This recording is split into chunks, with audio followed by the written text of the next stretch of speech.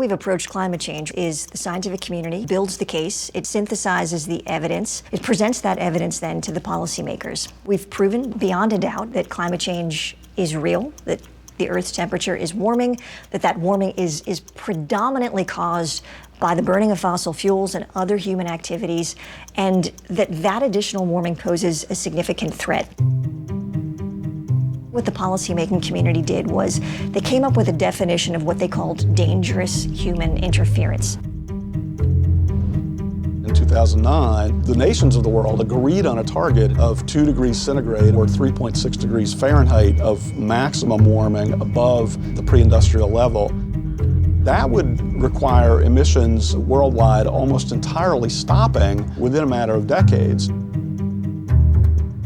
A lot of people talk about 2 degrees being the safe level. Well, there is no safe level. 2 degrees is a round number that would be safer, but we'll still have substantial climate impacts. 1 degree is melting the Arctic and the Antarctic. We'd be crazy to find out what 2 degrees will do, but we're probably going to find out.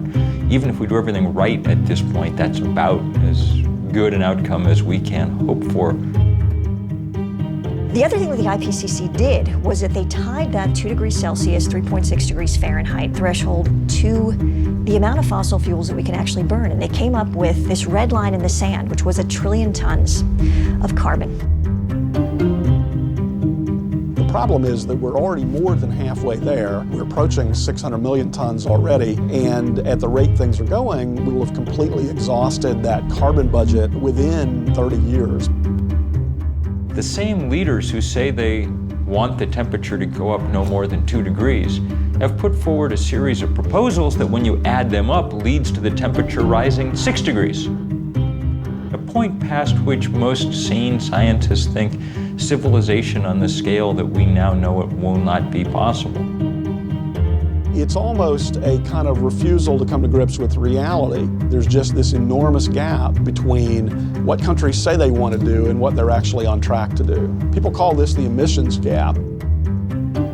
Much of this is about mathematics. You got to leave 80% of fossil fuel in the ground.